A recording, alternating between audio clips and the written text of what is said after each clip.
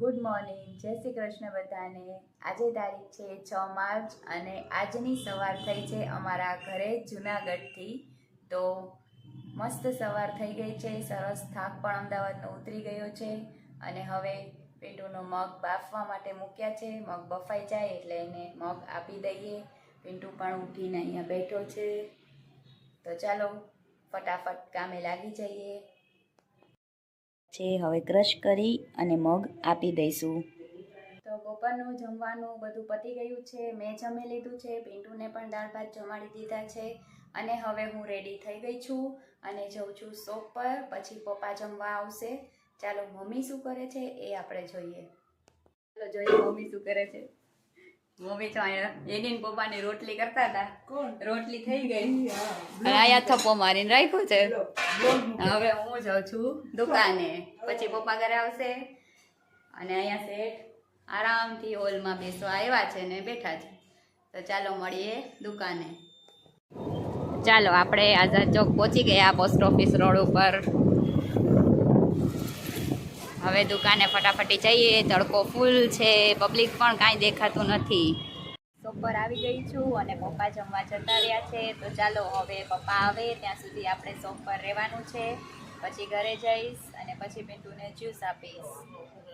હું આવી ગઈ છું શોપ પરથી ઘરે, વાગ્યા છે 5:30 અને શાકભાજી લાવવાનું હતું, ગાજર ટમેટા, તો એ બધું પણ લાવી છું।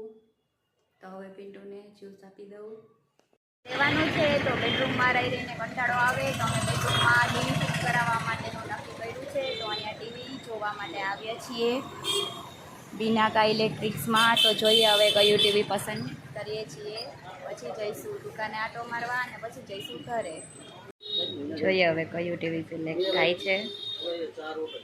સિલેક્ટ કરીને હવે પિન્ટુ 1 મહિનાથી દુકાને નહોતો આવ્યો એટલે અત્યારે દુકાન જોવા માટે આવ્યો છે કે મારે મારી દુકાને જવું છે। હવે દુકાને આટો મારી લઈએ। આ છે અમારી પર્સની શોપ। હવે દુકાનમાં ચેકિંગ કરવા જાય છે અંદર સેટ। તો જુઓ આપણું ટીવી લાગી પણ ગયું છે, અહીંયા બેડરૂમમાં ટીવી લગાવ્યું છે અને પિન્ટુ જમી અને મૂવી જોવે છે અને હું પણ હવે જમી લઈશ। અત્યારે વાગ્યા છે 9:30।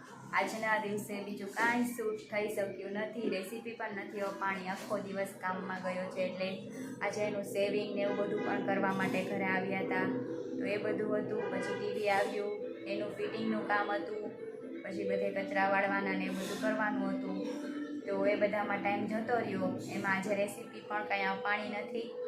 તો ચાલો હવે અત્યારે જો પિન્ટુ અહીંયા મસ્ત આરામથી જમીને સૂધો ટીવી જોવે છે।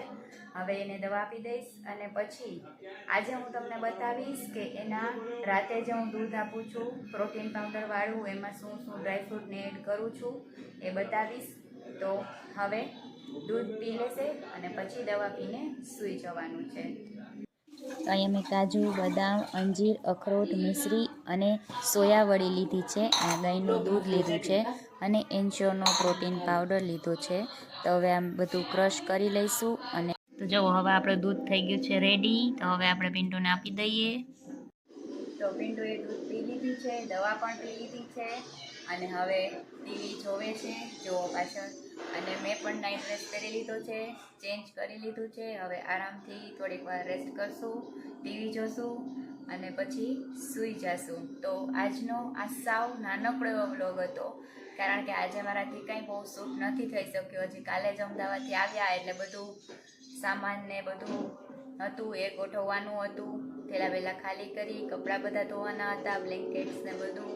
તો આજે આખો દિવસ કામમાં જ જતો રહ્યો છે। તો ચાલો બધાને ગુડ નાઇટ, જય શ્રી કૃષ્ણ। મળીએ કાલે એક નવા બ્લોગ સાથે।